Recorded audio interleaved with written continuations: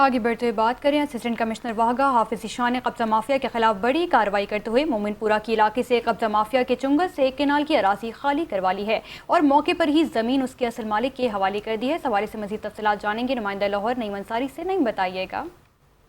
ऐसा ही इस वक्त मैं तहसील वागा के इलाका मोमनपुरा पे मौजूद हूँ। यहाँ पर कब्जा ग्रुप माफिया की जानब से एक कनाल की जो अराजी थी उस पे 1 साल पहले जो है कब्जा किया गया था। बिल आखिर असिस्टेंट कमिश्नर वागा हाफिज ईशान की जो है मेहनत वो रंग ले आई है, जबकि कब्जा ग्रुप माफिया से जो ये प्राइवेट प्रॉपर्टी थी वो वागजार करवा के असल मालिक के जो है वो हवाले कर दी गई है। आइए इनसे बात करते हैं। इस हवाले से ये आप बताते हैं, बताइएगा ये कितनी प्रॉपर्टी थी और किन लोगों की जानब से ये कब्जा किया गया? तो ये 2 कनाल प्रॉपर्टी थी। एक कनाल फैक्ट्री में बन गई है, एक कनाल वैसे पड़ी हुई थी और इसी वजह से ना दीवार गिर गई थी और दोबारा जब दीवार करने लगे हैं तो ये आके बैठ गए हैं। यहाँ पे इन्होंने मुझे जान से मारने की धमकियां दी हैं, गालियां दी हैं और मुझे कह रहे थे हम तुम्हें जान से मार देंगे।